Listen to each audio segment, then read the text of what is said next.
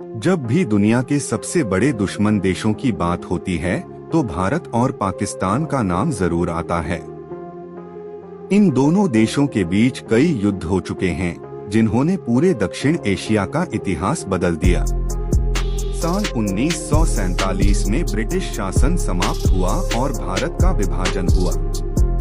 इस विभाजन के बाद दो नए देश बने, भारत और पाकिस्तान।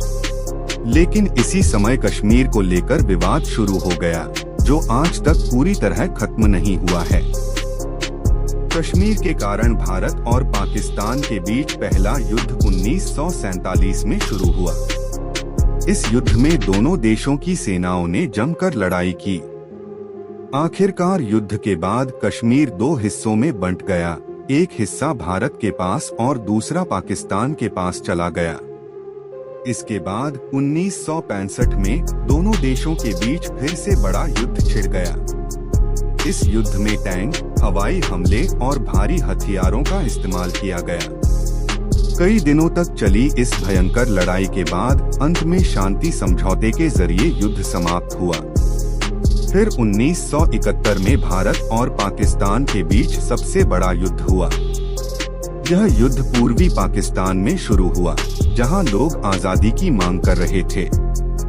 भारत ने इस संघर्ष में हस्तक्षेप किया और अंत में पाकिस्तान को हार का सामना करना पड़ा। इसी युद्ध के बाद एक नया देश बना, बांग्लादेश। लेकिन संघर्ष यहीं खत्म नहीं हुआ। साल 1999 में कारगिल की पहाड़ियों में एक और बड़ा युद्ध हुआ। इस युद्ध को कारगिल युद्ध कहा जाता है। ऊंचे पहाड़ों और बर्फीले इलाके में भारतीय सैनिकों ने अद्भुत साहस दिखाया और दुश्मनों को वहां से पीछे हटने पर मजबूर कर दिया। भारत और पाकिस्तान के बीच हुए इन युद्धों ने इतिहास की दिशा बदल दी।